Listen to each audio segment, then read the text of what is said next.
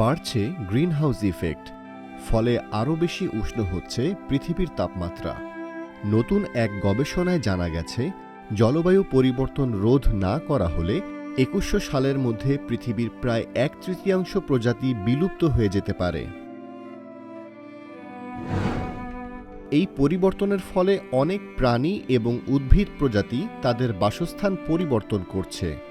জীবনধারণের জন্য আরও অনুকূল তাপমাত্রা পেতে তারা শীতল অঞ্চলে বা উচ্চ স্থানের দিকে চলে যাচ্ছে।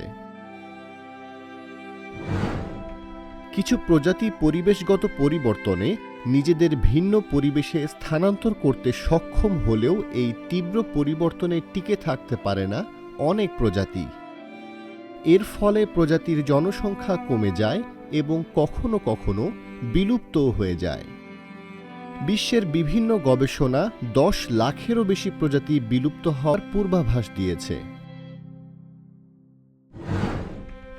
নতুন গবেষণাটি গত 5 ডিসেম্বর সায়েন্স জার্নালে প্রকাশিত হয়েছে। সেই গবেষণায় 30 বছরেরও বেশি সময় ধরে জীববৈচিত্র্য এবং জলবায়ু পরিবর্তনের তথ্য বিশ্লেষণ করেছে।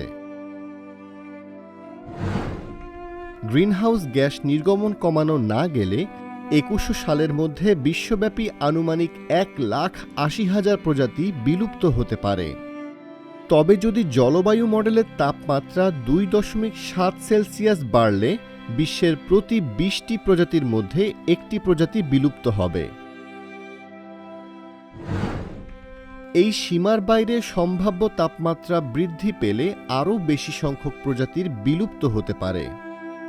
কানেকটিকাট বিশ্ববিদ্যালয়ের জীববিজ্ঞানী মার্ক আরবাইন লাইফ সায়েন্সকে বলেন, দক্ষিণ আমেরিকা, অস্ট্রেলিয়া এবং নিউজিল্যান্ডের প্রজাতি সবচেয়ে বেশি বড় হুমকির মুখে। উভচর প্রাণী সবচেয়ে বেশি বিপদে, কারণ তাদের জীবনচক্র আবহাওয়ার উপর নির্ভরশীল এবং তারা বৃষ্টিপাতের পরিবর্তন ও খরার প্রতি অত্যন্ত সংবেদনশীল।